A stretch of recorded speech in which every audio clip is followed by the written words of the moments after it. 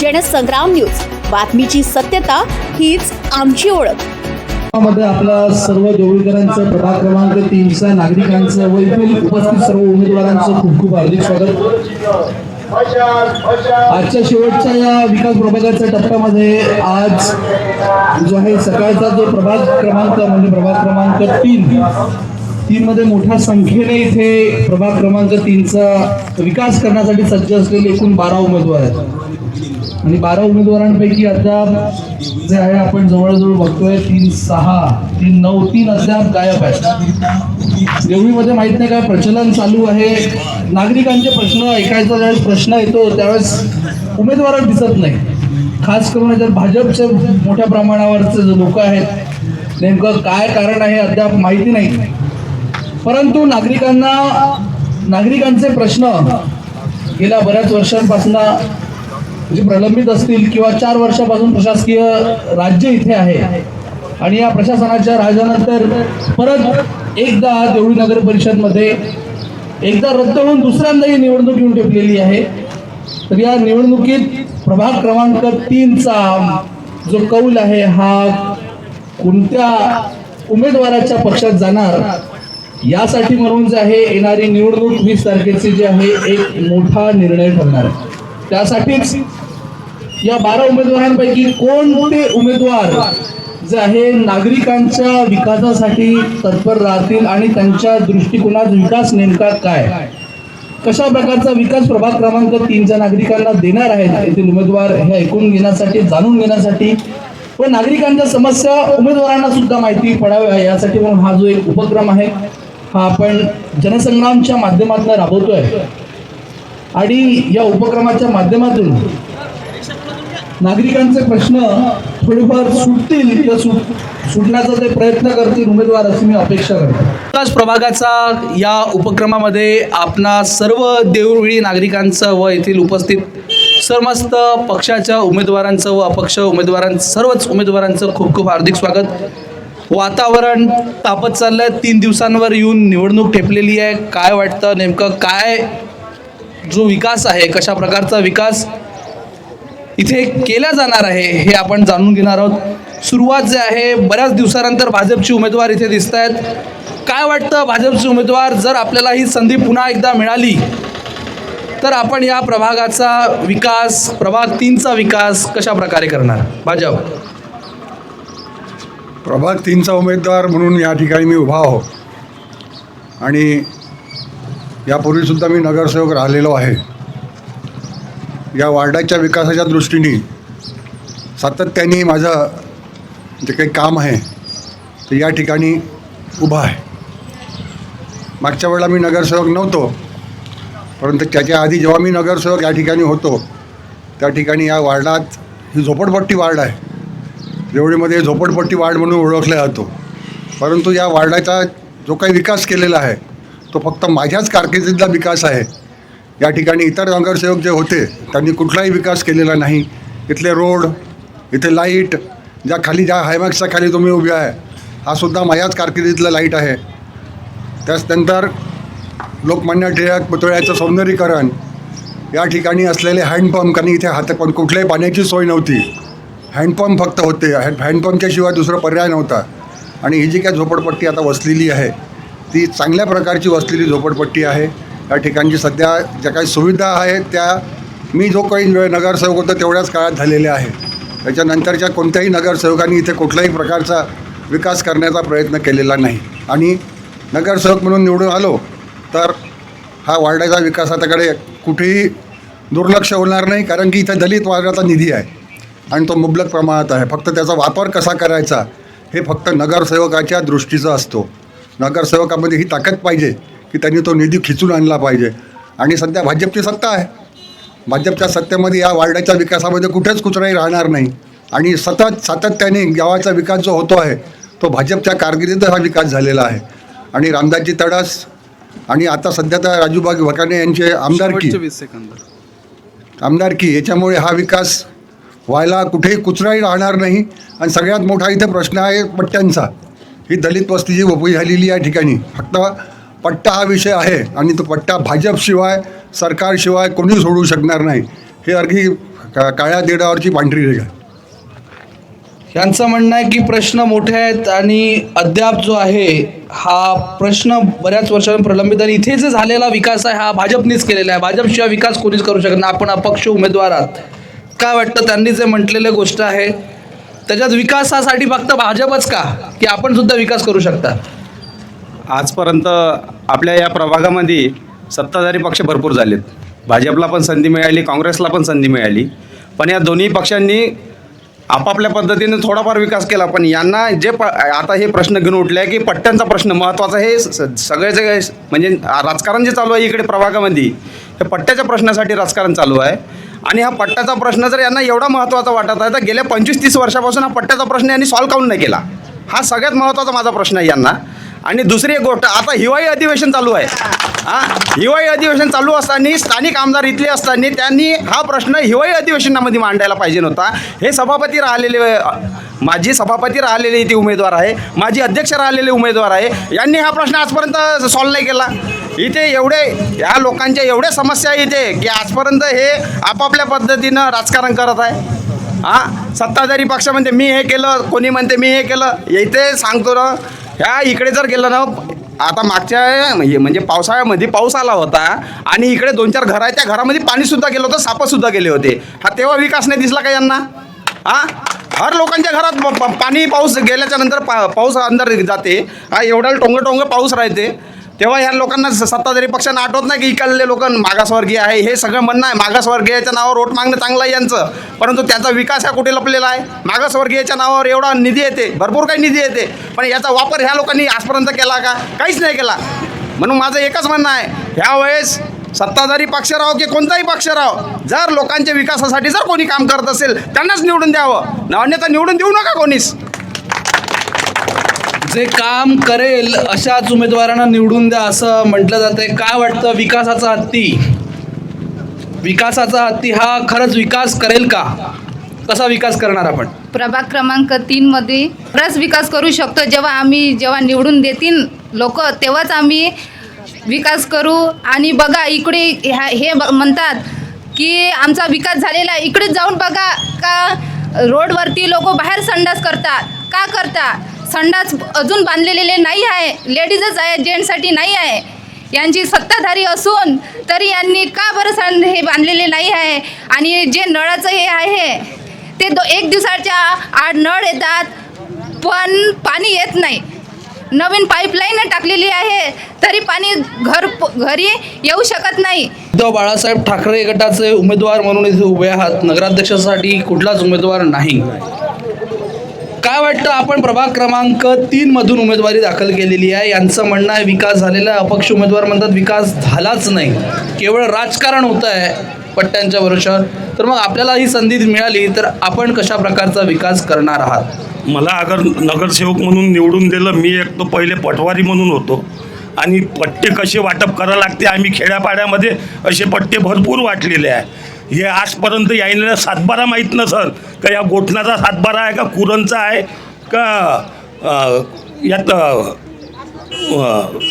झुडपी जंगलचा आहे, ह्या सगळ्या गोष्टी यायला माहीत नाही. तुम्ही पट्टे करता, आजपर्यंत 25 वर्ष झाले तुम्ही पट्टे वाटप नाही केले. हे ॲक्च्युली एक केस बनवा लागते. यायच्या इलेक्शनच्या पहिले यायनं आपल्याले नगरसेवकचे नगर परिषदेचे माणसं पाठवून यायनं श्री नोंद केली, त्याची नोंद अशी होत नाही पट्ट्याची. पट्ट्याले एक केस बनवा लागते, त्याच्यानंतर पट्टे वाटप होत राहते. त्याच्यामध्ये आपलं नगर परिषदमधून यायनं पूर्ण प्रस्ताव तयार करणं पाहिजे. त्याच्यानंतर पटवाऱ्याकडे जाते, त्याच्यावर पटवारी सही शिक्का मारते, त्याच्यावर तहसीलदार शिक्का मारते, ते जाते कलेक्टरपासून हे पट्टे वाटप होते, असं माझं म्हणणं आहे. ह्या सर्व बाबींमध्ये पट्ट्यांच्या विकासाच्या व्यतिरिक्त इतर विकास झालेला आहे का आपल्या प्रभागामध्ये? इतर विकास काहीच झालेला नाही. तुमचं जे दलित वस्तीचं फंड आहे ह्या रोडसाठी केलेला आहे. इकडले रोड तुम्ही पाहा ना, आतमधले पूर्ण खराब झालेले आहे.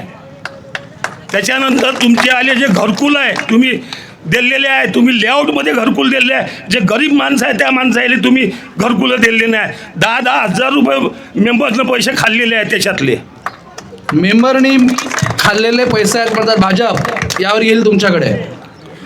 त्यानंतर तुमची नगर परिषदची जे शाळा आहे तिथचे कर्मचारी जे आहे, तुमचा बाबू तिथं हजर राहत नाही, 11:30 12:45 वाजता तुमचा बाबू येते. तुमचं प्रशासन काय, माणसाची 9:45 ड्युटी चालू होते.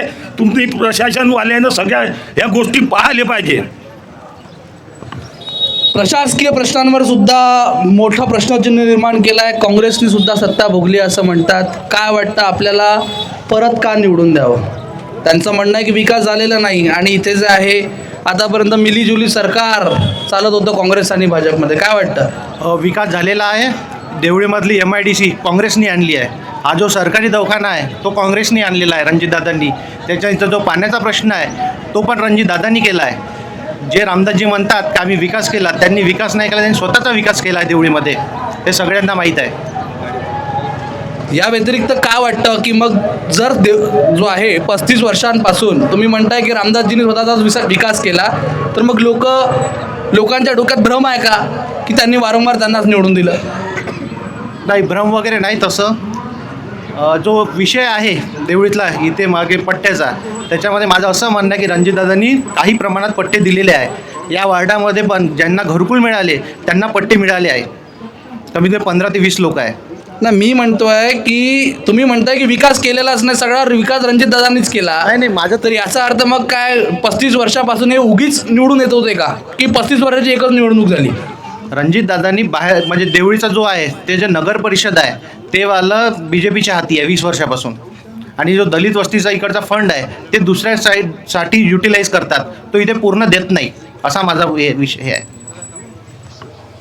दलित वस्तीचा पूर्ण निधी दिला जात नाही असं काँग्रेसचं मत आहे. आपण जे आहे देवळी जनशक्ती आघाडीचे उमेदवार आहात, बरोबर आहे, आणि नवा चेहरा म्हणून जे आहे देवळीत चर्चेत असणाऱ्या उमेदवाराचे तुम्ही नेतृत्व करताय. काय वाटतं तुम्ही कसं नेतृत्व करणार प्रभाग क्रमांक 3चं?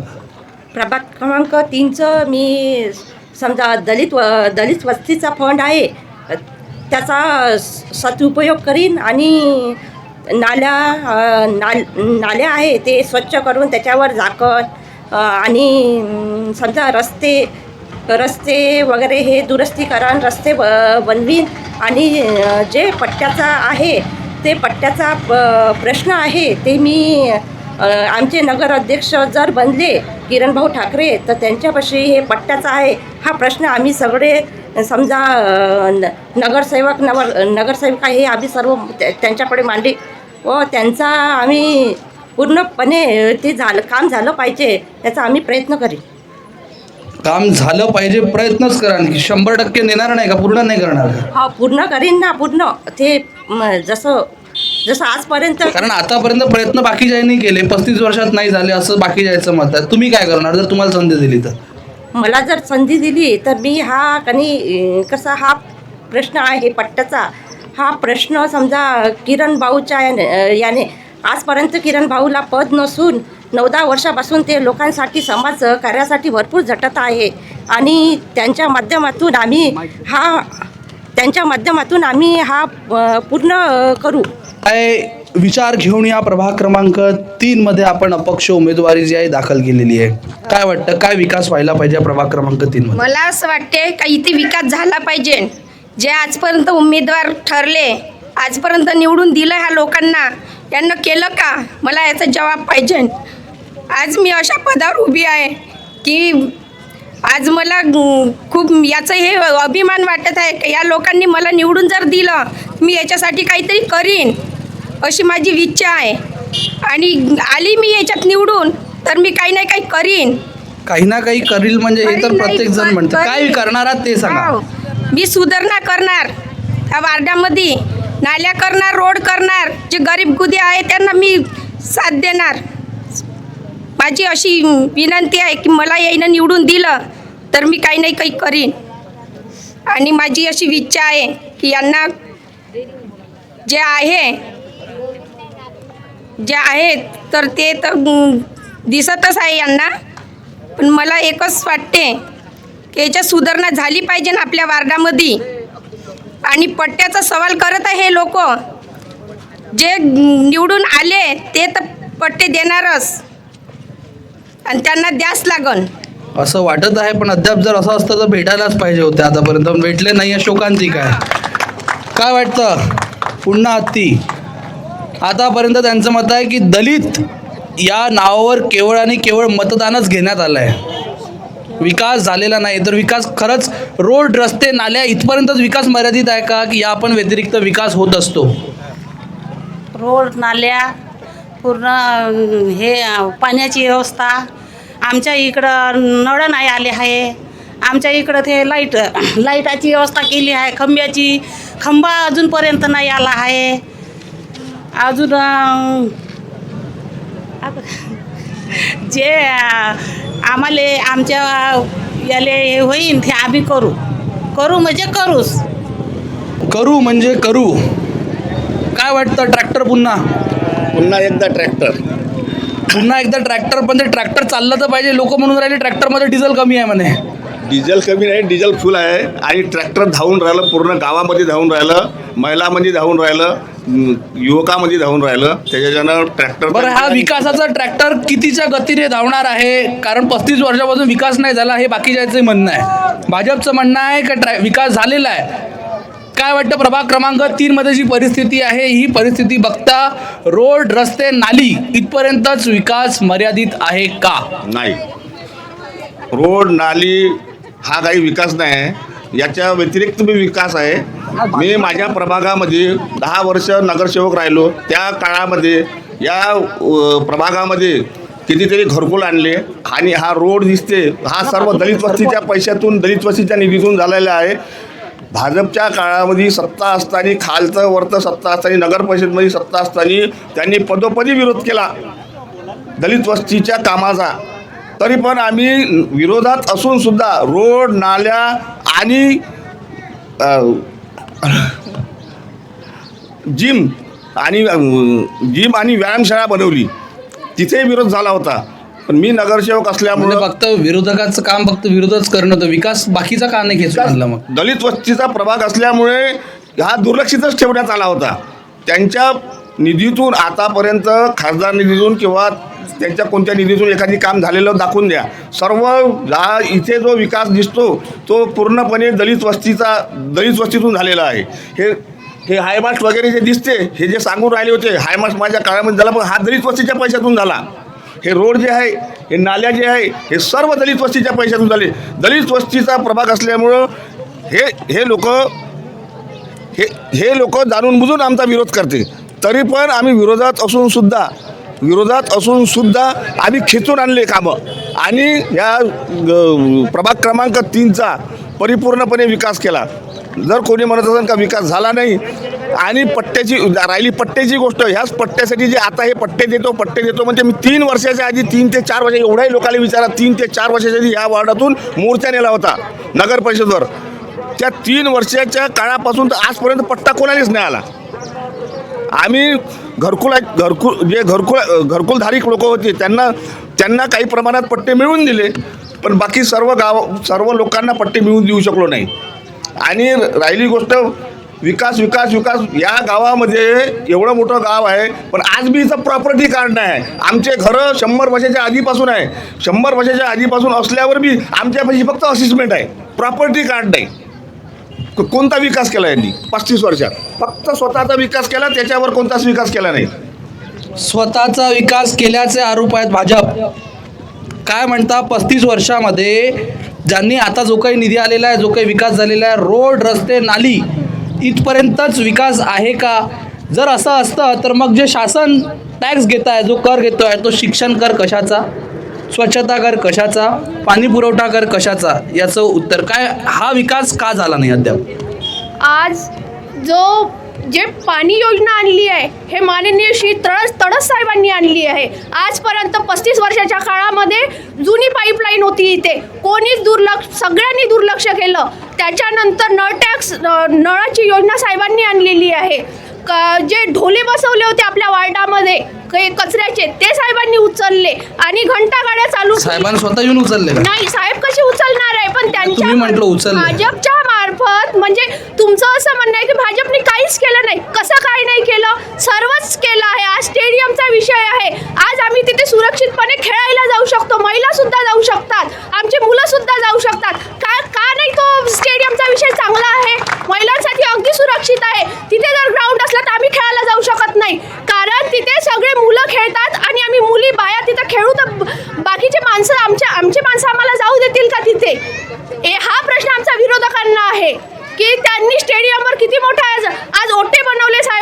किती छान बाजार रोड आहे, ती आहे की नाही आहे? सर्वच लोकांनी सांगायचं आहे की ओटे बनवले आहे, नाट्यगृह बनवलेलं आहे, रोड रस्ते सर्व झालेलं आहे याच्यात.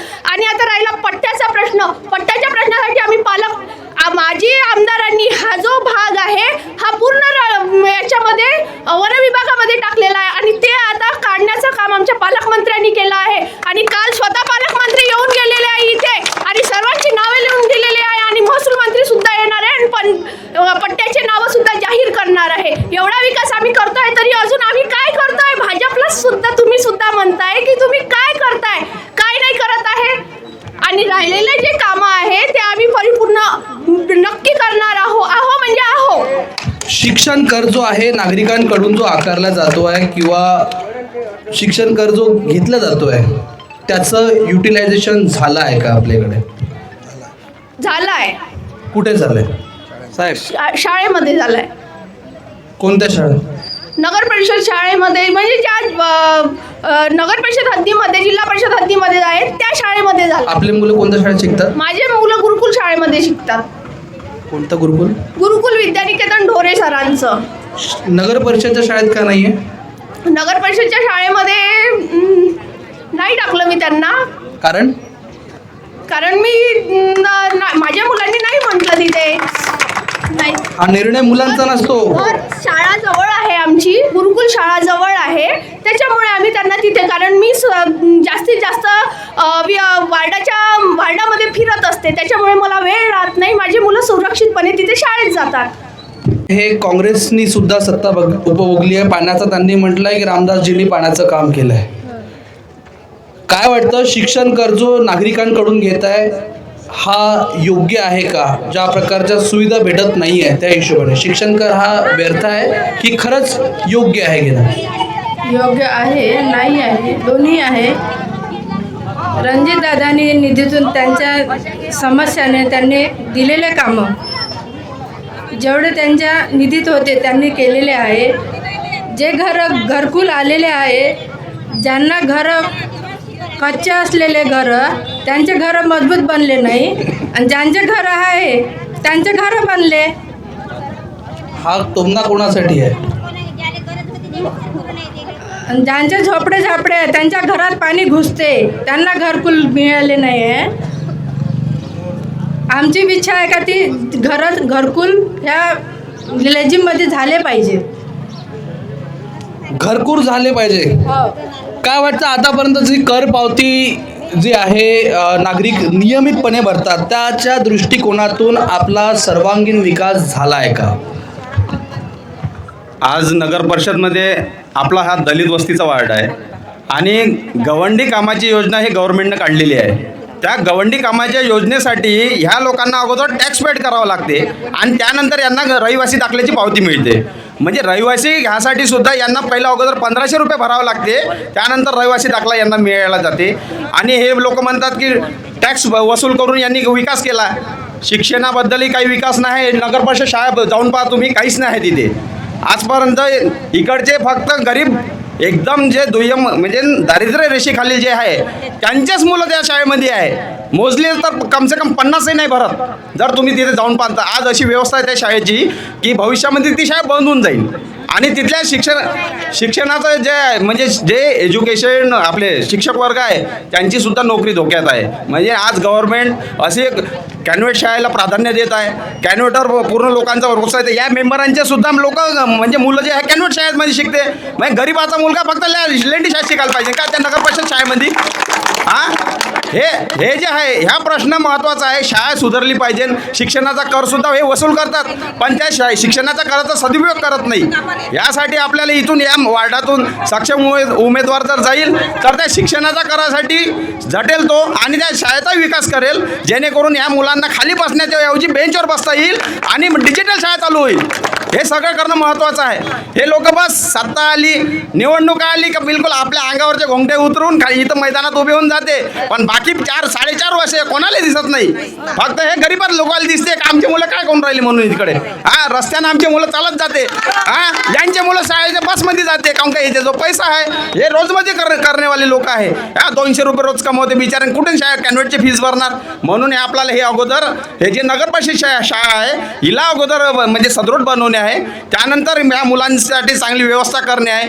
सगळ्या गोष्टी आहे. हे शिक्षणाचा कर वसूल करते पण त्याचा वापर अजूनही झालेला नाही आहे, हे माझं मत आहे. भाजप आपण जे अतिक्रमणधारकांचा जो घरपट्ट्यांचा विषय घेऊनच बोलतायत की बऱ्याच वर्षांपासून प्रलंबित आहे, 35 वर्षांपासून भाजप इथे आहे. मग हा प्रश्न दरवर्षी निवडणुकीच्या तोंडावर का बाहेर येतो? आतापर्यंत हा सुटला का नाही? आमदार आहेत, खासदार आहेत, मंत्री, आता सध्या पालकमंत्री सुद्धा वर्धेचे आहेत. हा प्रश्न प्रलंबित का? मला सगळा पहिला प्रश्न असा आहे की या ठिकाणी गेल्या 25 वर्षापासून काँग्रेसचा आमदार होता. पट्ट्यांचा प्रश्न हा काँग्रेसच्या आमदारांनी सोडवायला पाहिजे होता. एक. दुसरं असं होतं की जेव्हा घरकुलचं वाटप चालू झालं किंवा पंतप्रधान योजनेचं वाटप सुरू झालं त्यावेळी पट्टा हा विषय नव्हता. पहिले जिथं घर असेल त्यांना घर, ज्यांना घरकुल असा मुद्दा होता. आज तो टेक्निकल मुद्दा उपस्थित झालेला आहे आणि गेल्या 3 वर्षापासून हा प्रश्न पट्ट्याचा मागे पडलेला आहे. लोकांना हे समजायला पाहिजे किंवा ज्या संबंधित लोकांनी एक गोष्ट काढलेली आहे त्यांना हे कळायला पाहिजे होतं की बा पट्ट्याचा प्रश्न केव्हा उपस्थित झाला. याआधी घरकुल योजनेमध्ये, रमाई योजनेमध्ये आणि पंतप्रधान योजनेमध्ये घरं बनलेली आहे, तेव्हा पट्ट्याचा प्रश्न उपस्थित नव्हता. आज तो पट्ट्याचा प्रश्न जेव्हा उपस्थित झाला तेव्हा सगळ्यांच्या घरं थांबले. सगळ्यांच्या घरं थांबल्यामुळे पट्टा असेल तर घर, जिथे ज्यांची जमीन स्वतःच्या मालकीची असेल त्यांनाच घर मिळेल, हा प्रश्न उपस्थित झाला. हे यांना कळायला पाहिजे होतं. 25 वर्षापासूनच्या आमदाराचं ज्या देवळी शहरामध्ये कोणतं काम आहे आणि अपक्ष आमदार येऊन करणार काय होईल, कोणतं काम करणार, हा सगळ्यात महत्त्वाचा मुद्दा आहे. आपण या ठिकाणी जो काही विकासाचा मुद्दा किंवा शिक्षणाचा मुद्दा उपस्थित केला. देवळीच्या शाळा, नगर परिषदच्या शाळा ह्या आजच्या काळात टिकून आहे हे लक्षात घ्या. देवळी नगर परिषदमध्ये रामदासजी तडस किंवा भाजपची सत्ता असल्यामुळे ह्या शाळा टिकून आहे. इतर नगर परिषदेच्या शाळा जाऊन पहा तुम्ही, सगळ्या शाळा बंद झालेल्या आहेत. मी जेव्हा शिक्षण सभापती होतो तेव्हा देवळी नगर परिषदेच्या शाळेमध्ये ॲडमिशन घेण्याकरता रांग लागलेली आहे. हे माझं कर्तव्य आहे. तेव्हा माझ्याकडे शिक्षण सभापती म्हणून कर्तव्य होतं तेव्हा हे मी करून दाखवलेलं होतं. पुढल्या 5 वर्षाच्या काळात मी नव्हतो. जेव्हा इथले जे नगरसेवक होते हे त्यांचं कर्तव्य होतं की त्यांना शाळा चांगल्या चालवायला पाहिजे होता. आणि दुसरा मुद्दा असा आहे की कोणाच्या मुलांनी कोणत्या शाळेत शिकावं हा त्यांचा प्रश्न आहे. मी माझा मुलगा गुरुकुलमध्ये टाकायचा, वर्धेला टाकायचा की नगर परिषद शाळेमध्ये टाकायचा. परंतु माझं पहिलं कर्तव्य असं आहे की मी जर का नगरसेवक होतो, मी सभापती होतो, तेव्हा नगर परिषद शाळेचा दर्जा इथं उपस्थित असलेल्या सगळ्या लोकांना विचारा की त्या शाळेचा दर्जा कसा होता. खाली बसण्याची परिस्थिती नाही आहे. मी स्वतः बेंचेस तिथे त्यावेळेस लावले होते. पुढल्या 10 वर्षाच्या काळात काय झालं याचं मला माहिती नाही, परंतु आजही नगर परिषद शाळेचा दर्जा टिकून आहे.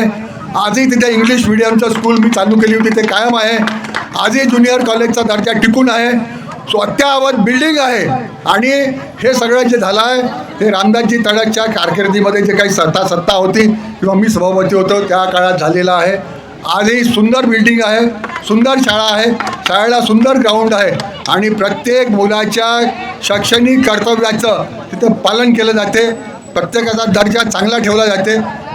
प्रश्न असा आहे की कोणाचा विद्यार्थी कोणत्या शाळेत टाकावा हा त्यांचा प्रश्न आहे. शाळेची जर गुणवत्ता खरंच चांगली असते तर कुणालाच मला वाटत नाही इथे कुठल्याच नागरिकांना खिशाचा जो व्याप आहे हा वाढवायची इच्छा असेल. बरोबर आहे ना, दर्जा आहे, परंतु लोकांच्या डोक्यात एक भरलेलं आहे हे लक्षात घ्या की नगर परिषदची शाळा आहे, इथं कोणाचं लक्ष राहत नाही. हा जो काही लोकांच्या डोक्यातला भ्रम आहे हा काढणं अत्यंत गरज आहे. लोकांनी त्याच्याकडे पाहण्याची दृष्टी तशी ठेवली पाहिजे. मी वारंवार लोकांना सांगत होतो की तुम्ही नगर परिषदच्या शाळेमध्ये विद्यार्थी टाकला तर इथे तो अद्ययावत शिक्षण घेऊनच बाहेर पडेल. हा दर्जा टिकवून ठेवण्याचं काम मी माझ्या कारकिर्दीत सातत्याने केलेलं आहे आणि करत राहील. आले समजा निवडून आलो मी तर सातत्याने हा विकास होईल. त्याच्यानंतर वार्डासुद्धा विकास करण्याकरता कुठेच मागे राहणार नाही, हे तुम्हाला सांगतो. ज्या प्रकारे तुम्ही म्हणता तुमच्या कारकिर्दीत असताना त्याच्यानंतर पण तुम्ही भले नगरसेवक नव्हते पण सरकार भाजपचंच होतं, तर मग ही परिस्थिती का निर्माण झाली? आजही शाळा टिकून आहे. मी तुम्हाला वारंवार सांगितलं की नगर परिषदेची शाळा, वर्धा जिल्ह्यातल्या नगर परिषद शाळा बंद पडलेल्या आहे, पण देवळी नगर परिषद शाळा आजही टिकून आहे, तिची गुणवत्ता टिकून आहे.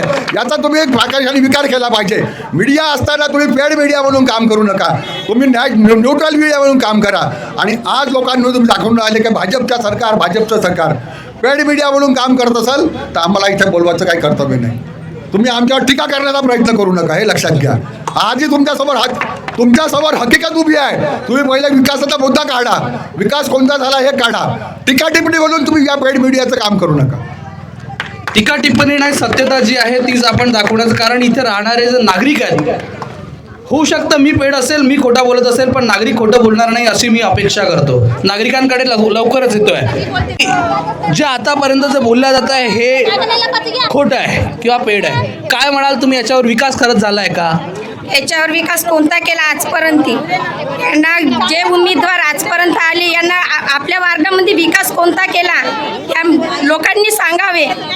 माझी एकच विनंती आहे की जे आता ज्यांना हे लोक निवडून देईन तेच पट्टे आणन आणि जे हे उमेदवार येईन आपले हे.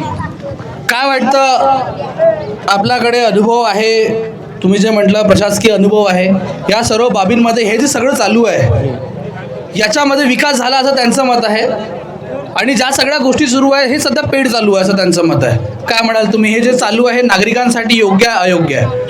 विकास जे म्हणते हे, जसं आता आपण सुलभ संडासच्या बाजूनं अगर पाहिलं तिथं समाज मंदिर बांधलं, समाज भवन बांधलं. त्या कोणत्या पद्धतीनं समाज भवन आहे पाहून घ्या. त्याच्यावालं तोंड कोणत्या दिशेनं आहे. अतिक्रमण झालं संडासच्या बाजूनं, हे सरकार झोपलं होतं का? एवढी मोठी जागा 2-3 महिन्यात त्या माणसाला दिली तुम्ही, तुमचे संबंध आहे म्हणून तुम्ही दिली, असं माझं म्हणणं आहे. आणि तुम्ही जर म्हणता विकास केला, हे गावठाणामध्ये जागा आहे, तुमचे संबंधित हे मंदिरापाशी तिथं तुम्ही घरकुल देऊ नाही शकले तुमच्या नातेवाईकाला, असं माझा आरोप आहे. काय वाटतं या सर्व बाबींमध्ये विकासाचा जो दृष्टिकोन आहे, ज्या प्रकारे म्हणताय की त्यांनी त्यांच्या कारकिर्दीत पूर्ण विकास झालेला आहे, तर आता जो झालेला विकास हा थांबला का? काय म्हणाल?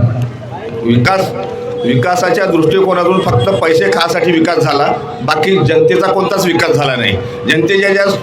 जनतेच्या ज्या समस्या होत्या त्या जशानं तशाच आहे. फक्त मोठ्या मोठ्या बिल्डिंगा बांधणे म्हणजे हा विकास नव्हे. यांनी मोठ्या बिल्डिंगा बांधून मोठा विकास दाखवायची कोशिश केली, पण ज्या जनतेचे प्रश्न होते ते जनतेचे प्रश्न यांनी कधीच हाताळले नाही. आणि कोणी यांच्याकडे गेला तर तीच भाषा होती त्यांची, कोणतं काम आहे करून टाकू. पण आजपर्यंत कधी कोणाचं वैयक्तिक काम किंवा कोणतं काम यांनी केलं नाही.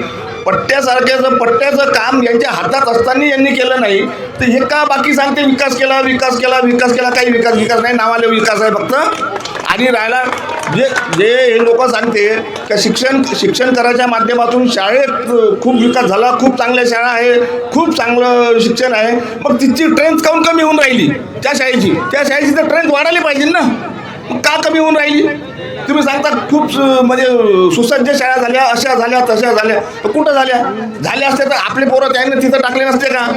आमची मुलगी त्या लेंडी शाळेत शिकली, आमची मुलगी म्युन्सिपल शाळेत शिकली, तरी आज चांगलं शिक्षण घेतलं. आता यांचे मुलं कुठं शिकून राहिले कुठं नाही शिकून राहिले हे त्यांचा प्रश्न आहे. ते कुठं टाकन तो त्यांचा प्रश्न आहे. पण ज्या नगर परिषदेमध्ये आम्ही शिक्षण कर भरतो त्या नगर परिषदेने नगर परिषद शाळेची हालत सुधरवाली पाहिजे. हे म्हणजे सुधरवली, पण सुधरवली तर ट्रेंथ काऊन कमी झाली, हा प्रश्न आहे माझावाला. काय वाटतं, काँग्रेस या सर्व बाबींमध्ये जे चालू आहे हा खराच विकास झालेला आहे का? अर्धा झालेला आहे, थोडा बहुत राहिलेला आहे. जो राहिला तो झाला पाहिजे. आलेल्या निधीतून घरकुल हे ते झालं पाहिजे वार्डातील. परत तुमच्याकडे येतोय. एक युवा चेहरा म्हणून तुम्ही दिसतायत. युवांसाठी एक नवं आशेचं किरण आहे. हे आशेचं किरण खरंच उगवणार, कारण ज्या प्रकारचं वातावरण दिसतंय याच्यामध्ये नागरिकांचं मत आहे विकास झाला नाही, तुमचं सुद्धा मत आहे विकास झाला नाही. मग हे मिलीजुली सरकारनं आतापर्यंत केलं का? विकास होणार मिलीजुली सरकार नाही आहे असं माझं मत आहे. आणि मी युवा आहे. युवाचे जे प्रश्न आहे जेणेकरून जे आपले सुशिक्षित बेरोजगार आहे यांना नोकऱ्या मिळाल्या पाहिजे. आणि जो तुम्ही विषय मांडला शिक्षणाचा, शाळेचा, त्याच्याबद्दल माझं असं म्हणणं आहे की BJP सरकारने 55,000 शाळा बंद केल्या, कारण की त्यांच्याजवळ 2,000 करोड नव्हते. पण त्यांनी दुसरा विषय असा की शेतकरी पण कर्जमाफी दिली नाही. देतो यांनी सांगितलं, मॅनिफेस्टोमध्ये लिहून दिलं की शेतकरी कर्जमाफी देतो, पण यांनी नाही दिली आहे. आणि जो दुसरा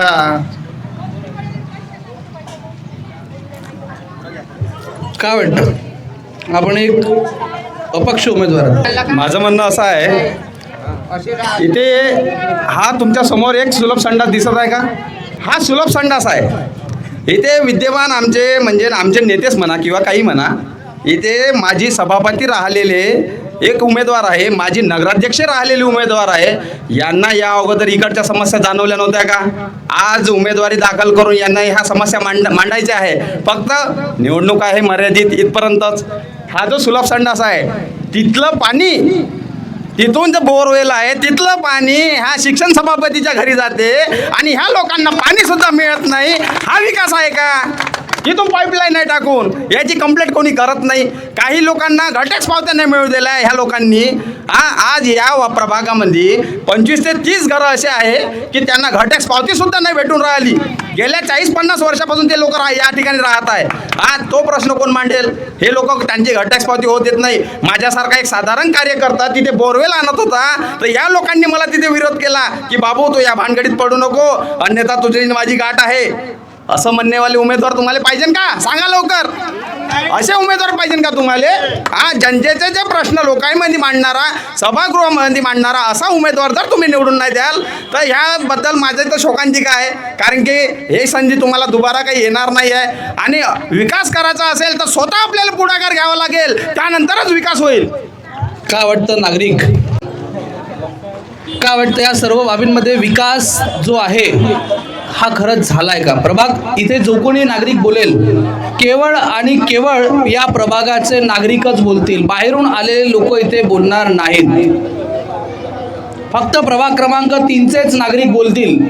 विनंती आहे, इथे उमेदवार सर्वांना माहिती आहे कोण कुठल्या प्रभागाचा नागरिक आहे. जर त्याला वाटतंय की हा नागरिक बाहेरचा आहे कृपया सांगा, कारण मला नाही माहिती. ठीक आहे, प्रभाग क्रमांक 3चे नागरिक केवळ बोलतील. काय वाटतं? आपल्या प्रभागात समस्या आहेत का? समस्या आहे आणि आम्ही समस्या पूर्ण करू. आम्ही काम का केलं का नाही हे जनतेला माहीत आहे. आमचे रणजित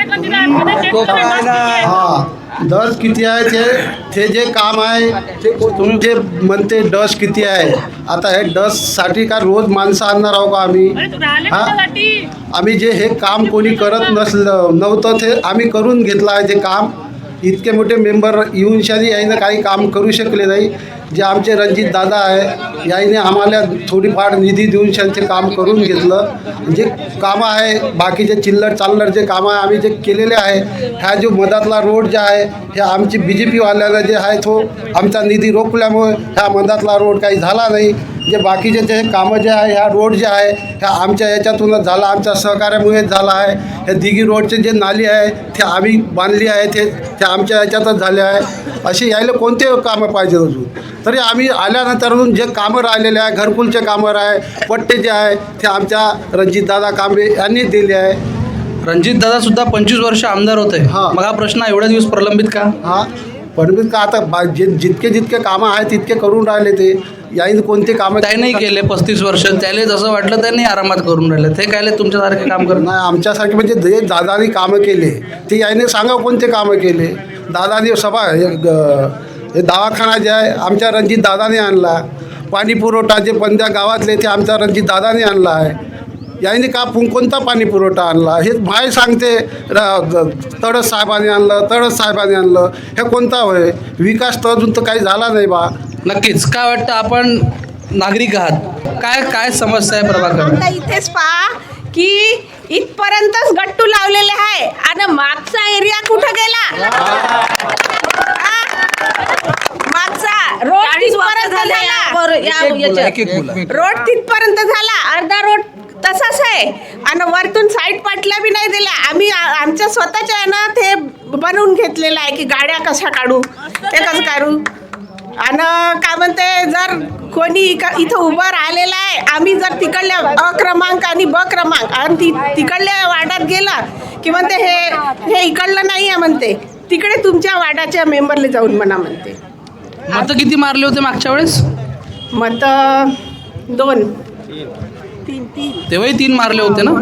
मग आता असा भेदभाव का की हा तुमचा नाही आमचा म्हणून? आमचा एरिया आहे असा भेदभाव काहून नाही? हा प्रश्न तुम्ही विचारायला पाहिजे, मी नाही. हे लक्षात ठेवा. काय म्हणालात, काय दुसरा प्रश्न आहे? 40 वर्ष झाले तसा काहीच विकास नाही आहे. जे नंबर येवो किंवा मग खासदार येवो, कोणता येवो, ह्या नालीला रपटे नाही आहे. एवढी गंदगी आहे आमच्या इकडं. लहान लहान पोरं शाळेत जाते ना, तर शाळासुद्धा बंद केली ह्या लोकांनं. तर मग हा विकास होय का होय? आणि नळं नव्हते आमच्या इकडं, आता हे नळं टाकले म्हणून हे नळं तरी सांगायला आले आता का नळं आले बा म्हणून. नाही तर नळही नव्हते, पाणी आम्हाला इथं आणा लागे, आम्हाला गुंड. अशी व्यवस्था 40 वर्षापासून. नाल्याच्या वास येते, गंदगी, रपटे नाही का कोणते, काही नाही आहे आमच्या इकडे. काय वाटतं इकडे प्रभाग क्रमांक 3चे नागरिक, आपण नागरिक आहात इच्छा? हा, मी नागरिक आहे इथला, माझं मतदान आहे. बरं, बोला. दादा, सुरुवात इथनं करतोय की हे जे सरकार आहे, या सरकारला सत्तेचा माज आलेला आहे. सत्तेचा माज कसा आलेला आहे तर यांनी काय केलं, सर्वात अगोदर निवडणुका पुढे ढकलल्या. पुढे का ढकलल्यात? कारण यांना उमेदवारांचे खच्चीकरण करायचं होतं. जे कोणी अपक्ष उमेदवार आहे, हे सत्तेमध्ये जे आहे ते तर श्रीमंत उमेदवार आहे, त्यांच्याकडे पोत्यांना पैसा आहे. 2014 पासून ते सत्तेमध्ये आहे. पण बाकीचे जे पक्ष आहे ते गरीब आहे. अपक्ष उमेदवाराचं काय, यांनी उमेदवारांचं खच्चीकरण केलेलं आहे. दुसरं म्हणजे यांनी संविधानाचा वारंवार अपमान केलेला आहे. वारंवार अपमान कसा केलेला आहे? आपली निवडणूक यांनी कारण नसताना पुढे ढकलली, कारण यांना हरण्याची भीती आहे. जे वातावरण आता आहे ते एकदम BJPच्या अपोजिटमध्ये आहे, म्हणून यांना भीती वाटली, म्हणून यांनी निवडणुका पुढे ढकललेल्या आहेत. बरं, मागच्या वेळेस जे कारण होतं की 26 तारखेला चिन्ह मिळणार होते म्हणून 1 दिवस वाढवून दिलं. आता काही कारण नव्हतं की 19 तारखेपर्यंत, पण 19 तारखेपर्यंत प्रचार यांनी का वाढवला आहे? कारण यांना इथे मुख्यमंत्र्यांच्या, बावनकुळेंच्या, नवनीत राणांच्या सभा घ्यायच्या आहे. यांच्या एका फोनवरती कलेक्टर यांना 19 तारखेपर्यंत, अरे 20 दिवस तुम्हाला कमी पडले होते प्रचार करायसाठी. हा संविधानाचा अपमान आहे. निवडणूक आयोग यांच्या हाताची कठपुतली झालेला आहे. यांनी बरेचदा जे काही आचारसंहिता आहे त्याचा भंग केलेला आहे. आता परवाचाच कार्यक्रम यांनी घेतलेला आहे, सगळ्या मीडियांना माहिती आहे. महिलांना तिथे बोलवलं, कोणालाही फोन अलाव केलेला नाही. जेव्हा उमेदवार तक्रार घेऊन नगर परिषदमध्ये गेले तेव्हा निवडणूक आयोगाने त्यांना 4 तास बसवून ठेवलं, पण एकाची हिंमत झालेली नाही की तिथे जाऊन बघणार की नेमकं तिथे काय चालू आहे. हा संविधानाचा अपमान यांनी केलेला आहे. यांनी यात्रा थांबवली. जे गोरगरीब जनता आहे, जे छोटे मोठे व्यापारी आहे, हे याच्या नावाखाली, आचारसंहितेच्या नावाखाली यात्रा थांबवू शकतात. ज्यांचं पोट त्या यात्रेवरती आहे त्यांच्याशी यांनी गद्दारी केली आणि यांना मेळावा घ्यायला, यांना आचारसंहितेचा भंग केलेला आहे. यांचा विकास म्हणजे काय? 25 वर्षात 35 वर्षात हे सांगतायत. यांचा विकास म्हणजे देवळी शहरामध्ये आलेला दारूचा महापूर. इथे सगळ्यांना माहिती आहे की दारूबंदी आहे, पण हे कोणाच्या प्रभावाखाली इथे दारू सुरू आहे. इथे दारूच्या गाड्या येतात. आता इथे पैशांचा पाऊस पडलेला आहे. उमेदवारांच्या घरी दारूच्या गाड्या येतात, अतिशय संरक्षित गाड्या येतात. एक माणूस तिकडे उभा असतो, एक माणूस तिकडे उभा असतो आणि लगेच गाडी येतात आणि त्यातनं पेट्या काढल्या जातात. तुम्हाला माहिती आहे, इथे रेतीचा एक जरी ट्रक यायचा असेल बाहेरून तरी तो येऊ शकत नाही. तुम्ही रात्री बेरात्री कधी या ना, तो पकडल्याशिवाय राहणार नाही. आमचे तहसीलदार, आमचे नगर परिषदचे अधिकारी किंवा पोलीस अधिकारी एवढे सक्षम आहे की एकही ट्रक तो पकडून देतात. त्याच्यानंतर इथे बेरोजगारी आणि प्रदूषणाचा प्रश्न आहे. ते म्हणतात की 25-30 वर्षापासून आमची सत्ता आहे, तो महालक्ष्मीमधनं निघणारा धूर यांना दिसत नाही. याचा त्रास तुम्हाला आता होणार नाही, पण तुमचे मुलं बाळं जेव्हा मोठे होतील, त्यांना प्रेग्नन्सी होईल, तेव्हा ते तुम्हाला त्याचे परिणाम दिसतील. याच्यामध्ये यांचा विकास म्हणजे काय, 3 दिवसातनं एक वेळा पाणी येतं, 3 दिवसातनं एक वेळा पाणी येतं. अरे पाणी येतं तर त्याचं प्रेशर तुम्ही बघा. काही लोकांना पाणी येत नाही. मी मागच्या साईडला सर्वे केला, ते म्हणतात आमच्याकडे नळसुद्धा आलेला नाही. हा यांचा विकास आहे. हे म्हणतायत की आमच्या सरकारने घरकुल दिलं, यांनी घरकुल दिलं, त्यांनी घरकुल दिलं. अरे घरकुलमध्ये पैसे किती दिलेत? 2.5 लाख. आज तुमच्या 400 स्क्वेअर फीटचं बांधकाम करायसाठी 3 टिप्पर रेती लागतं. आता तुम्ही जर 32,000 दिले ना, आता अर्ध्या तासामध्ये रेती येतं तुमच्याकडे. 1 लाख रुपये, 2.5 लाखातले 1 लाख रुपये तुमचे फक्त रेतीमध्ये जाते. तुम्ही काय करणार त्या 2.5 लाखाचं? आपण नाही, बाकीच्यांना पण घ्यायचं. 2-3 प्रश्न आहे. हे म्हणतायत शाळा.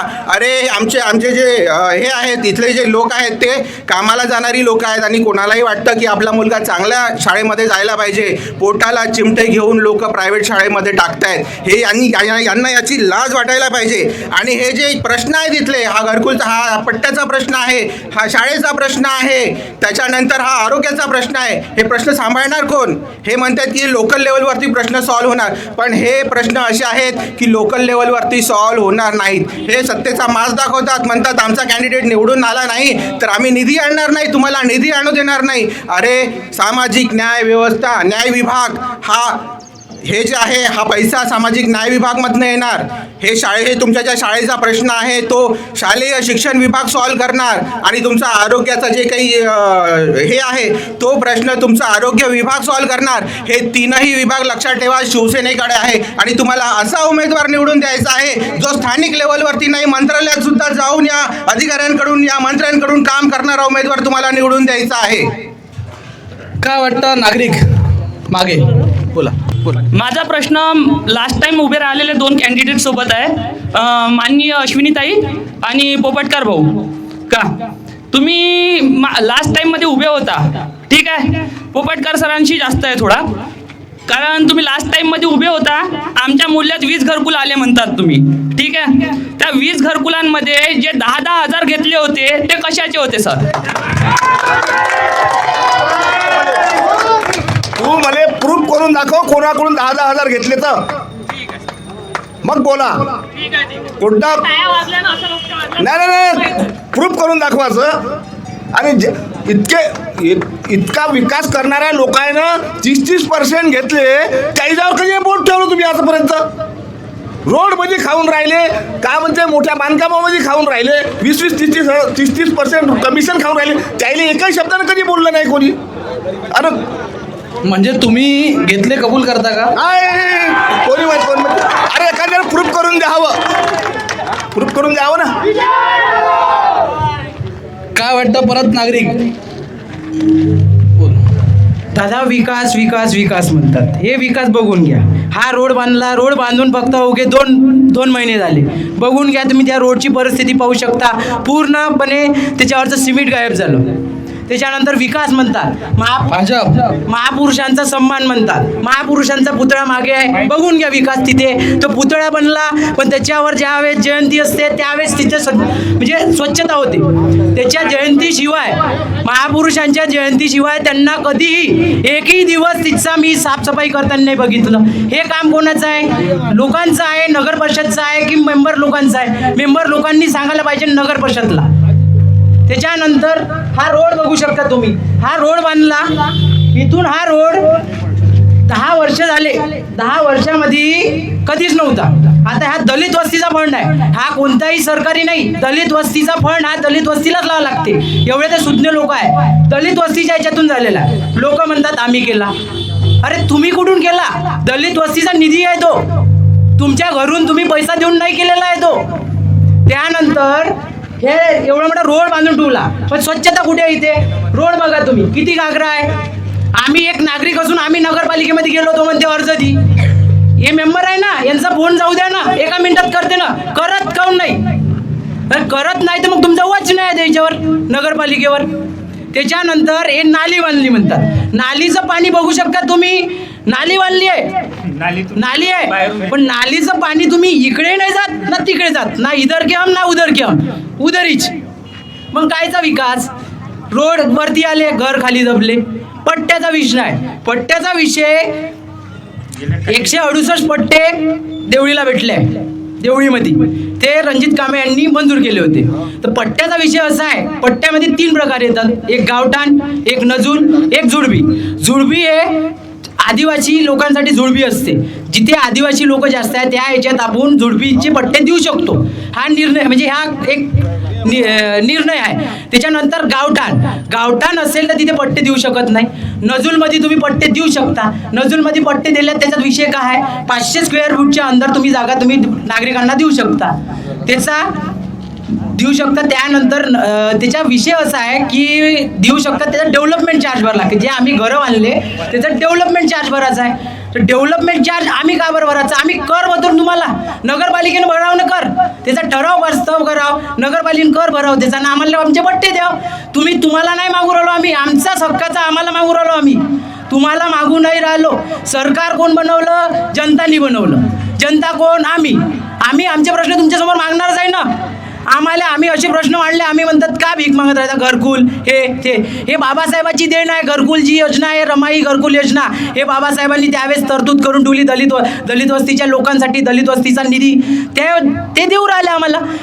तुम्ही आम्हाला तुमच्या घरातून देत नाही आहे. आम्ही टॅक्स भरतो. शिक्षण कर म्हणतात, शिक्षण कर घेते आमच्याकडून. तुम्ही म्हणता की नगर परिषद शाळा खूप चांगल्या आहे. अरे तिथे 20 विद्यार्थी नाही आहे, पूर्ण शाळा मिळून मिळालं तर का बरं नाही आहे. एज्युकेशन सिस्टीम नाही आहे बरोबर. तुम्ही म्हणतात तुम्ही विद्यार्थी तिथे टाकत काऊन नाही. कोणचा एक पालक, माझे पालक मला येत नाही, समजा मला आलं पाहिजे तर पालक आपले पोरं चांगल्याच शाळेत टाकणार आहे. एज्युकेशन शिकलं पाहिजे बा, आपलं पोरगं समोर गेलं पाहिजे बा. तुम्ही हे जे नगर परिषद शाळा आहे, सरकारी शाळा आहे, ते शाळा जर तुम्ही सुधारित केल्या, एज्युकेशन शिक्षण तिथे जर दिलं, एज्युकेशन इंग्लिश आणलं तर तिथे शिक्षण शिकून म्हणजे शाळा सुधारित होत नाही शकत का, विद्यार्थी थोडक्यात सर्व जणांकडे नागरिक आणखी बोला. आपण जे मगांपासून सगळे उमेदवार शिक्षणाच्या याच्यावर बोलत आहे. शिक्षण कर हा ग्रामपंचायतपासून तर महानगरपालिकेपर्यंत शिक्षण कर घेतला जातो, बरोबर आहे. त्याच्यानंतर नगर परिषदेची देवळीची शाळा अशी आहे की तिथं शिक्षण मिळत नाही असा यांचा आरोप आहे. पण ॲक्च्युली तसं काही नाही आहे. तुम्ही जिल्हा परिषदेच्या शाळेमध्ये जाऊन पाहाल तर तीच अवस्था आहे आज बी. आणि शिक्षण घेण्याचा अधिकार हा ज्याचा त्याचा आहे. त्यांनी आपल्या मुलाला कोणत्या शाळेत टाकायला पाहिजे, कोणत्या शाळेत पाठवायला पाहिजे. सन 2014पासून BJPचं सरकार भारतामध्ये आलं. त्याच्या आधी CBSE पॅटर्न नगर परिषदेला नव्हतं. आता मला जर माझा मुलगा CBSE पॅटर्न द्यायचा आहे तर मी का करायला पाहिजे, गावातल्या शाळेत नाव टाकायला पाहिजे त्याची की प्रायव्हेट शाळेत नाव टाकायला पाहिजे, आणायला पाहिजे ना. मग हे काम कोणाचं होतं, सरकारचं होतं. सरकार तर भाजपचं जाणं 14पासून. अरे दादा मी हे नाही म्हणत, माझा मुलगा 2010 शाळेमध्ये ॲडमिशन झाली. आता किती मुलं CBSEच्या गव्हर्नमेंट शाळेत जातात. मला आताच म्हणत नाही आहे, तर ते 2010चं एज्युकेशन पाहून आजचे पालक म्हणत आहे की बा माझ्या मुलांना शिक्षण त्यावेळेस मिळायला पाहिजे होतं 2010मध्ये. मी माझी तडजोड करून माझ्या मुलाला CBSE पॅटर्नसाठी बाहेर गावाला पाठवत आहे. तर तुम्ही हे शिक्षणाचा विषय तो ज्याचा त्याचा प्रश्न आहे की त्यांनी आपल्या मुलाला शिक्षण कोणतं द्यायला पाहिजे, का द्यायला पाहिजे, हा त्याचा प्रश्न आहे. नेमकी नगर परिषदेची शाळा असं नाही आहे की ती तसं मुलं मिळत नाही किंवा मुलं येत नाही. ज्यावेळेस तुमचे एक मिनिट आपल्याकडे शिक्षणाचा साठी जो कर घेतो, जर तुम्हाला शिक्षणाच्या सुविधाच भेटत नाही, तुम्हाला प्रायव्हेटमध्येच लाखो रुपये भरून करायचं, मग शिक्षण कर व्यर्थ नाही का. मग तुम्हाला काय म्हणायचं आहे, देवळी नगर परिषदेला शिक्षणाचा कर घेतला जातो आणि तिथे शिक्षण मिळत नाही असं कुठं आहे का. मी म्हणतच नाही. जिल्हा परिषद शाळेला बी शिक्षण मिळत नाही, मग त्याचं काय करायचं तुम्ही. हा बदल घडायलाच पाहिजे. हा प्रश्न सर्वसामान्यांसाठी ही परिस्थिती बदलली पाहिजे. तुम्ही हा प्रश्न एका उमेदवाराला म्हणण्याची तुमचे काही अधिकार नाही आहे साहेब. तुमचा विद्यार्थी कोणत्या शाळेत शिकतो हे तुमचा प्रश्न नाही, तो त्यांचा प्रश्न आहे कोणत्या शाळेत शिकवायला पाहिजे. एक्सप्लेनेशन शेवट नक्की देईल मी तुम्हाला. बोला. वार्ड नंबर 3 मध्ये एक मेंबर लोक होते आणि हा नाल्या दुरुस्त सुद्धा नाही केले आहे आणि कचरा आणि हा लाईनचा किती बेकार रस्ता आहे, तर याने दुरुस्त करायला पाहिजे होते. आणि पाणी आहे, पाणी पुरवठा आहे, पाणी पुरवठा गरीब लोकांना मदत करायला पाहिजे होती. आणि काही एवढे वर्ष तुम्ही लोक म्हणता की मी केलं तर तुम्ही काय करून दाखवलं ह्या मोहिल्यामध्ये? एवढे लोक गवा असती का? जर केली असती ते गवा भेटली नसती. तुम्ही लोक फक्त आपले घर भरवले आणि वावर शेती आणि तुमचं काय आहे तुमचंच करून राहिले. हे बाकीचे लोक आहे घर करून नाही आलं. हे गरीब लोक काय करण? कुठं जाणार आहे? गरीब लोकांकडे जाणार आहे का कोणी? तुम्हीच लोक करायला पाहिजे होते की आम्ही मेंबर आहे ह्या गावातले आणि ह्या वार्ड नंबर 3 मध्ये तुम्ही करायला पाहिजे की हे गरीब लोक घरकुल नाही आलं तर आम्हाला पुढे जाऊन करून द्यायला पाहिजे होते. हे तुमचं कर्तव्य आहे. बाकीचे लोक काय वाटतं आणखी कुणाचे प्रश्न आहेत? कृपया हात वर करून घ्या. डबल नाही, तुम्ही बोलले बोला. कोणाचा आहे? इमानदारीने एक जण हात वर. प्रभाकर या पुढे यशोधर. मी तर म्हणतो शिक्षणाचा पूर्ण व्यापार करत आहे. हे सरकारने पूर्ण जेवढी प्रायव्हेट शाळा आहे तेवढी सरकारच्या ताब्यात घ्यायला पाहिजे नव्हतं.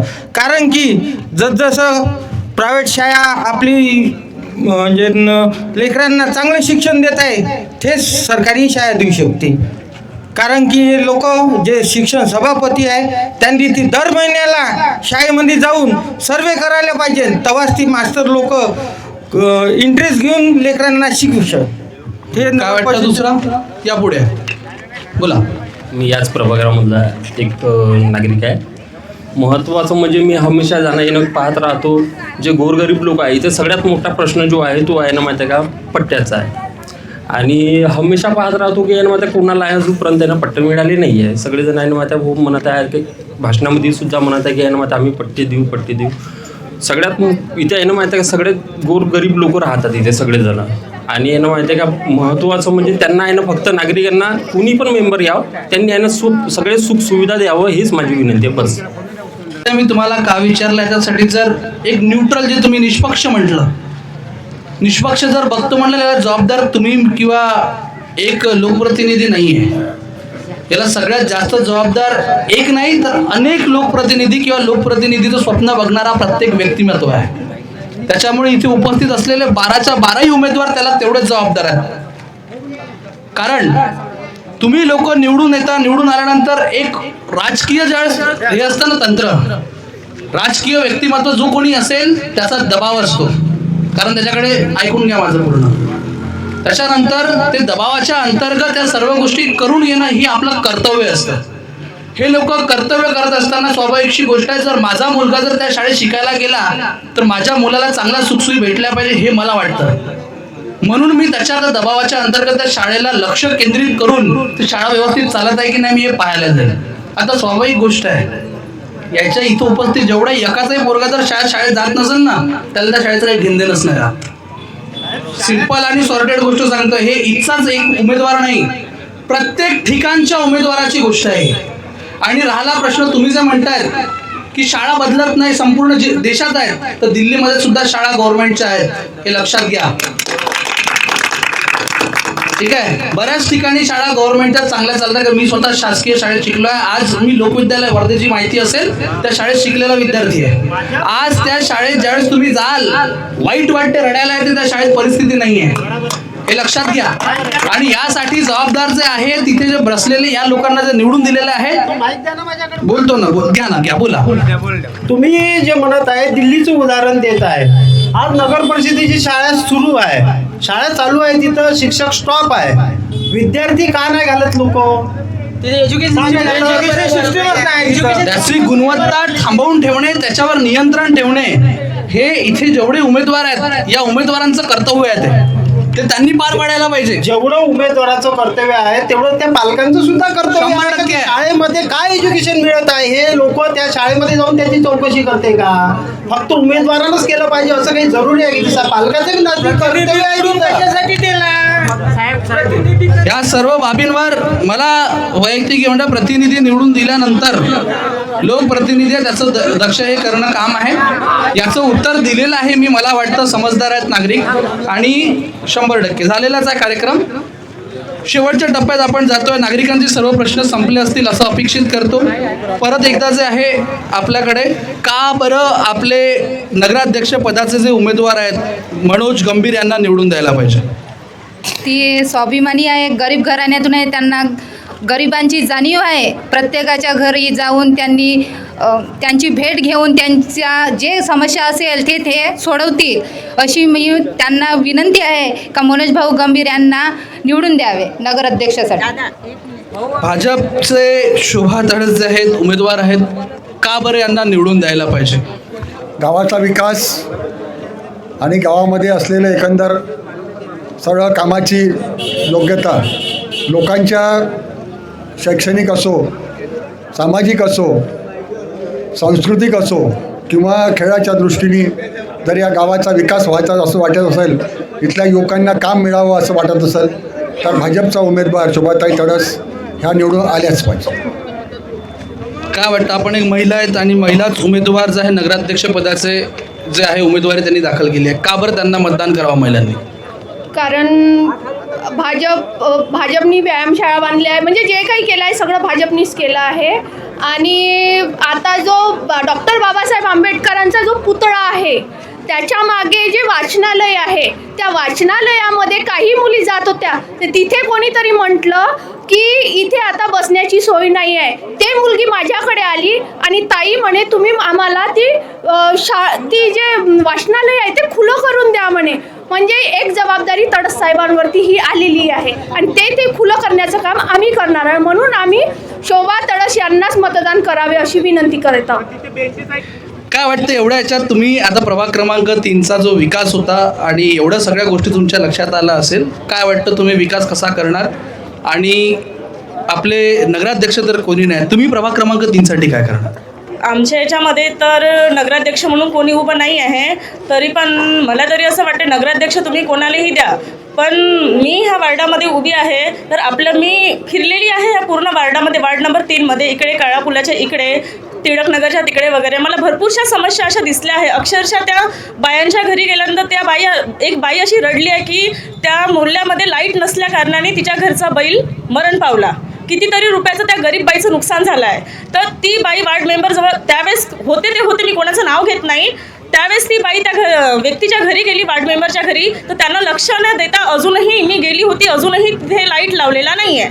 दुसरा मुद्दा आहे, केला आहे विकास केला असेल सरकारने, पण नाल्या अजूनही साफ होत नाही. शौचालय बांधले आहे, शौचालय अजूनही साफ होत नाही. तुम्ही जाऊन पहा, ते जसेच्या तसेच आहे. नळाची व्यवस्था करून दिली आहे, नळ वगैरे सगळे दिले आहे, पण त्या नळाला किती डवळ पाणी येते रोज, पिवळं हिरवं पाणी येतच राहते. असं कधीच शुद्ध पाणी आलेलं नाही आहे त्या नळाला. पाईपलाईन खोदलेले आहे, जे मेन रोड होते तिथले त्यांनी हे केलेले आहे, रोड तिथून तेवढा रोड केला आहे, पण अजूनही माझ्या मोहल्ल्यामध्ये तिथे अजूनही रोड झालेला नाही, पूर्ण धूळ असा उडतो आहे. आणि दुसरी गोष्ट म्हणजे याच्यामध्ये गलती आपल्या जनतेचीच आहे. मी म्हणतो की 2 पैशासाठी कोणीही आपले मत विकू नका. मलाच मत द्या मी असं म्हणत नाही, पण तुम्ही हा व्यक्ती चांगला आहे, हा करू शकते हे म्हणून तुम्ही त्या व्यक्तीला निवडून द्या. आणि गोष्ट अशी आहे की आपल्याला हे जे लोक पैशाने मत विकत घेतात आपले, ते फक्त 5 वर्ष हे लोक म्हणजे आपण यांचे एक प्रकारे गुलाम म्हटलं तरी चालते. कारण की छोट्या छोट्या कामासाठी आपल्याला वार्ड मेंबरकडे जावं लागते, नगरसेवकाकडे जावं लागते, आणि तो नगरसेवक आपले काम न करता आपल्याला म्हणतो की हो करीन आणि करत कोणीच नाही. नगरसेवक झाल्यानंतर प्रत्येक नगरसेवकाचं कर्तव्य आहे की वार्डमध्ये जाऊन म्हणजे तपासणी करणे की इथे ही व्यवस्था आहे की नाही. वार्ड मेंबर झालं, निवडून झालं म्हणून आपल्या घरामध्ये बसून राहू नका. आपलं कर्तव्य जे आहे ते आपण पूर्ण करायला पाहिजे. मी तर नवीन उभी आहे, मी अजूनही निवडून आलेली नाही आहे, पहिल्यांदाच उभी आहे. मला तरी असं वाटते का आपण यांच्या नावाने खडे फोडतो, ठीक आहे इथपर्यंत, पण आपण याला काहीतरी जिम्मेदार ही जनताच आहे. कारण की यांच्या घरापर्यंत 2 पैसे मिळाल्यानंतर लोक आपले मत विकून त्यांनाच निवडून देतात, म्हणून त्यांचा विकास होत नाही. अरे तुम्ही नवीन चेहऱ्यांना, नवीन लोकांना चान्स द्या, म्हणजे युवा पिढीला चान्स द्या. तुम्ही एकदा जर तुम्ही चान्स दिला आणि तुमच्यापाशी पुन्हा 5 वर्षांनी पुन्हा चान्स असतो की त्या व्यक्तीला निवडून द्यायचं किंवा नाही द्यायचं. आम्ही जर काम नाही केलं, आता आम्ही तर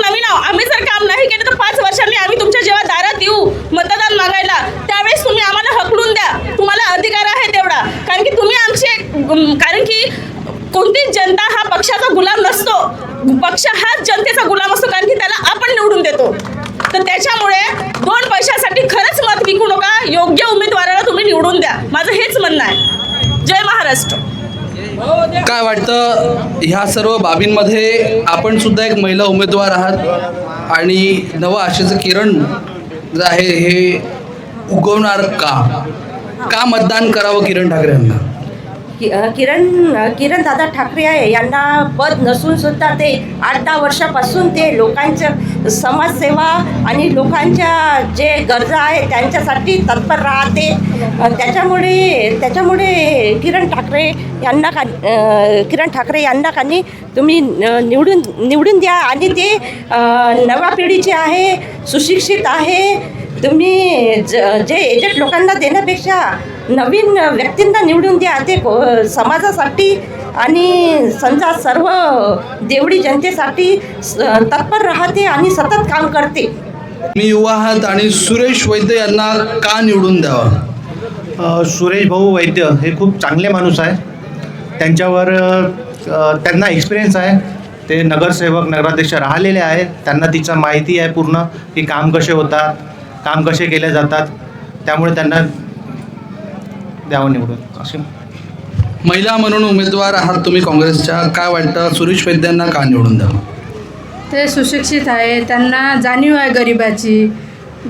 आलेले व्यक्ती त्यांची जाणीव करतात, म्हणून त्यांना निवडून द्यावे. अपक्ष उमेदवार, काय वाटतं तुमचं समर्थन कुणाला असणार आहे? कारण तुमचा कौल जो आहे हा फार महत्त्वाचा ठरणार आहे. काय वाटतं इथे जेवढे उपस्थित 5 नगराध्यक्ष पदाचे उमेदवार आहेत, तुमचा कौल कुणाकडे असणार? माझ्या मते इथे जे नगराध्यक्ष पदासाठी उमेदवार आलेले आहे, जनता ही ठरवून, कारण की जनता ही सुज्ञ झालेली आहे. आता काही प्रलोभनाला म्हणजे आपण मटण देऊ, पैसा देऊ, दारू पाजू ह्या व्यसनाकडे जाणारी आता जनता राहिलेली नाही आहे. जनता ही सुज्ञ आहे आणि सुज्ञ उमेदवार विकासाच्या दृष्टीनं जनताच फैसला करेल की कोणाचा विकास म्हणजे कोणाच्या माध्यमातून आपला विकास होणार, वार्डातली कामं होणार, प्रभागाचा विकास होणार. हे सगळी गोष्ट हे जे इथे उभी असलेली जनता आहे हीच ठरवेल. माझं पण मत जनतेच्याच बाजूने राहील, हे माझा वाला शब्द आहे. नक्कीच. काय वाटतं आपण जे आहेत शिवसेना उभाटा गटाचे उमेदवार आहेत, नगराध्यक्ष नाही, पण आपलं समर्थन कुणाला असणार आहे? आमचं आलं समर्थन जे जनतेचे समर्थन असन, जो लोकांचं काम करत असन अशा उमेदवाराला आम्ही नगराध्यक्षाचा सपोर्ट करू. काय वाटतं ट्रॅक्टर का किरण ठाकरे यांना मतदान करावं? प्रामाणिक नेतृत्व आहे, सर्वसामान्य लोकांसाठी झटणारं नेतृत्व आहे, युवा आहे. जर समजा तसं नेतृत्व जर या देवळीत पुढे आलं तर येणाऱ्या काळामध्ये सामान्य जनतेचे प्रश्न तोच व्यक्ती सोडू शकतो. यामुळे किरण ठाकरे यांनाच या जनतेने प्रचंड बहुमताने निवडून द्यावं अशी माझी विनंती आहे. काय वाटतं आपण अपक्ष उमेदवारात आपलं समर्थन कुणाला नगराध्यक्ष पदासाठी जे आहे निवडून द्यायला पाहिजे? जे जनता ठरवेल तेच. जनता जे ठरवेल तेच. हत्ती शेवट बोला. मला बी जे जनता हे करण तेच. अरे मनोज गंभीर आहेत ना तुमचे उमेदवार? मनोज गंभीर चांगलं काम करते. गरीबाच्या घरी जाऊन शानी 2 शब्द सांगून काम करून घेऊ शकते. चांगले उमेदवार आहे, यांना निवडून द्याव अशी मला अपेक्षा आहे. त्यांना निवडून द्यायला पाहिजे. काय वाटतं नागरिक कोण नगराध्यक्ष बनायला पाहिजे? काय वाटतं नगराध्यक्ष कोण बनायला पाहिजे? नगराध्यक्ष कोण बनायला पाहिजे? बनायचं नाही, मी फक्त नाव सांगतो. कोणी राव आमच्या इकडे बंधू भाऊ धावून येते. वाटतं नागरिक बोला, नगराध्यक्ष कोण बनायला पाहिजे एवढं सांगा. मला ते नाही माहीत. मी शाळा शिकलो मी पण आम्हाला कवाय बिन काम पडलं तर बंधू भाऊ आमच्या मागं आहे. बंडूभाऊ मागे असतात. चांगला, धन्यवाद. काय वाटतं नगराध्यक्ष कोण बनायला पाहिजे काका? नगराध्यक्ष कोण बनायला पाहिजे? किरण भाऊ. काय वाटतं? किरण भाऊ ठाकरे. काय वाटतं? किरण भाऊ ठाकरे. आपल्याला नाही माहित. काय वाटतं तुम्हाला? काय वाटतं कोण नगराध्यक्ष बनायला पाहिजे देवळीचा? किरण भाऊ ठाकरे. गौतम गंभीर. काय वाटतं? गौतम गंभीर कुठून आला? मनोज गंभीर. त्याला म्हटलं क्रिकेट खेळता खेळता इकडे कधी निवडणूक लढली बा. काय वाटतं? आम्हाला असं वाटते का नवीन आतापर्यंत तुम्ही जुन्याचे भाव पाडले, अरे नवीन जरी एखादा आला तर त्याने करून दाखवा, असं आम्हाला वाटते. नेता चांगला शोधा, त्यानं जनतेची सेवा करा. कोण आहेत, कोण आहे, कोण वाटतं कोण बनायला पाहिजे? आता आज म्हणत आहे किरण ठाकरे. आता ते नाही म्हणत आहेत, तुम्हाला काय वाटतं ते सांगा. आम्हाला वाटते, आता आम्ही काय सांगाव, काय वाटतं बोला दादा, युवा. किरण भाऊ ठाकरे. काय वाटतं काका? बोला. किरण भाऊ ठाकरे. बोला. शोभाताई तडस. शोभाताई तडस. शोभाताई तडस. शोभाताई तडस. बोला. शोभाताई तडस. काय वाटतं दादा? किरण ठाकरे. काय वाटतं? किरण ठाकरे. शोभाताई तडस. माझं गुप्त मतदान आहे, मी क्लिअर करू शकत नाही. बोला. शोभाताई तडस. शोभाताई तडस. शोभाताई तडस. बोला. काय वाटतं इकडे महिला? किरण ठाकरे. किरण ठाकरे. किरण ठाकरे. शोभाबाई तडस. बोला. तुमचा प्रश्न होता, या. माझा प्रश्न आहे, माझ्या पाठीमागे नाले आहे ते विजून गेले, ते यांनी ते नाले करून द्यावे. कारण का पावसाळ्यात आम्हाला खूप त्रास होतो. मुलं वगैरे खेळायला जातात, साप विंचू सर्व काही त्याच्यात घाण येते आणि त्यामुळं सर्वांना त्रास होते, मुलं बिमार पडतात आणि जे गरीब वर्ग आहे त्यांना पट्टे द्यावे. बस एवढेच बोलते मी. जय. इथे उपस्थित उमेदवार जे आहेत त्यांना जे काही नागरिकांनी प्रश्न सांगितले, अपेक्षा करतो त्यांना ते प्रश्न, आपल्या प्रभागाच्या समस्या ध्यानात आल्या असतील. 25 दिवस होते, त्याच्या भागीला 500 अगर केलं तर तुम्हाला 3 रुपये 65 पैसे रोज पडते आणि तुम्ही 10 रुपयाची तंबाखाची पुडी 30 रुपयाचा खर्रा खाता.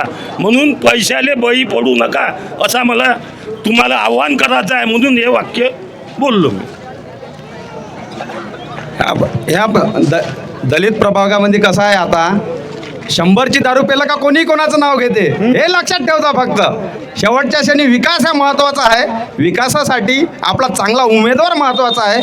हेच ठरवून आपण मतदान करावं, हीच माझी आशा आहे आपल्याकडून. बस बाकी काही बोलायचं. प्लीज मी तुम्हाला रिक्वेस्ट करते की आपलं मत विकू नका. हे पैसे आपल्याला आयुष्यभर पुरणार नाही आहे. प्लीज तुम्ही विचार करून मत द्या. बस. आपण पाहतो आहे आज खासदार साहेब इथे आहे म्हणून आपला एवढा मोठा विकास दिसत आहे. ज्या गावचा व्यक्ती असला त्याच गावचा विकास होतो. खासदार साहेब देवीचे होते आणि विदर्भ केसरी होते, त्याच्यामुळे त्यांनी एवढं मोठं स्टेडियम इथे आणलं. ते स्टेडियम महाराष्ट्रामध्ये नाही आहे, देवीमध्ये आहे इंडोर स्टेडियम. आज विदर्भ केसरीच्या कुस्त्या आपल्या देवीमध्ये होतात. बाहेर गावून 10,000 लोक आपल्या देवीमध्ये येऊन उत्पन्नाचा स्रोत आपल्या देवीमध्ये आलेला आहे. बाकीचेही खासदार झाले, देवीचं लाभ आहे की आपल्या देवळीमध्ये आपल्याला एवढं मोठं आमदार आपल्या देवीतला आहे, खासदार आपल्या देवीतला आहे, म्हणून आपल्या देवी शहराला हे भाग्य म्हणून आपण, माझा असा विश्वास आहे की सर्व लोक पुन्हा एकदा खासदार साहेबांना विश्वास ठेवून आणि आपल्या देवीच्या विकासावर विश्वास ठेवून कमळ चिन्हाला मतदान करतील आणि शोभाताई तडस यांना भरपूर मतांनी आणि त्यांच्या उमेदवाराला विजयी करतील. कारण आज आपण पाहतो आहे विकासाची गंगा ही खासदार साहेबांमुळेच होत आहे. आणि केंद्रामध्ये भाजपची सत्ता आहे, राज्यामध्ये भाजपची सत्ता आहे, त्यांच्यामध्ये काम करायची एक जिद्द आहे. साहेबांचा निधी खिचून आणायचं एक मोठं श्रेय आहे. रोड विकास असो, दलित वस्ती फंड असो, त्यांनी मंत्रालयातून सर्व फंड आणले आणि आपल्या गावाचा विकास केला.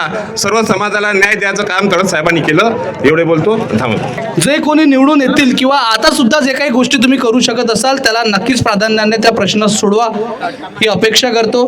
आपण दिलेल्या वेळेसाठी सर्वांचं खूप खूप धन्यवाद. नागरिकांनी आपला वेळात वेळ काढून इथे थांबले, ऐकून घेतलं त्यासाठी धन्यवाद. इथे उपस्थित जेवढे उमेदवार आहेत सर्वच उमेदवारांना पुढील वाटचालीसाठी हार्दिक शुभेच्छा. बोलत असताना काही कमी जास्त झालं असेल तर मी माफी मागतो, परंतु हा कार्यक्रम घेण्याच्या मागचा, क्रॉस करण्याच्या मागचा उद्देश केवळ एकच की आपला समाजाचा, आपल्या प्रभागाचा, आपल्या शहराचा विकास झाला पाहिजे, सर्वांगीण विकास झाला पाहिजे, हाच आमचा केवळ उद्देश होता.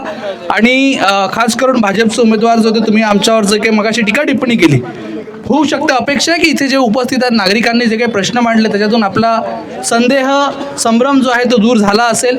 आम्ही पेड नाहीत, हा याच्या अगोदर पण आम्ही वर्धेत केलं, जे आहे ते इथे पण करतोय. जे आहे ते निष्पक्ष करतोय. हे आमचा छोटासा एक प्रयत्न आहे की आमच्या समाजाचं काहीतरी देणं लागतं म्हणून आम्ही जे आहे याच्यासाठी ही काही छोटासा प्रयत्न आहे. बाकी अन्यथा आम्हाला काहीच त्याचं हे नाही आहे. धन्यवाद. सोबतच येणाऱ्या 18 तारखेला सायंकाळी 6:30 वाजता ज्या प्रकारे आज आपले उमेदवार इथे एकत्रित झाले, एकाच मंचावर नगराध्यक्ष पदाचे जे उमेदवार आहेत हे एका मंचावर येणार आहेत. संध्याकाळी 6:30 वाजता इंदिरा गांधी चौक येते. त्याच्यामुळे आपले जे काही प्रश्न आहेत ते प्रश्न नक्कीच घेऊन तिथे उपस्थित राहावं. धन्यवाद.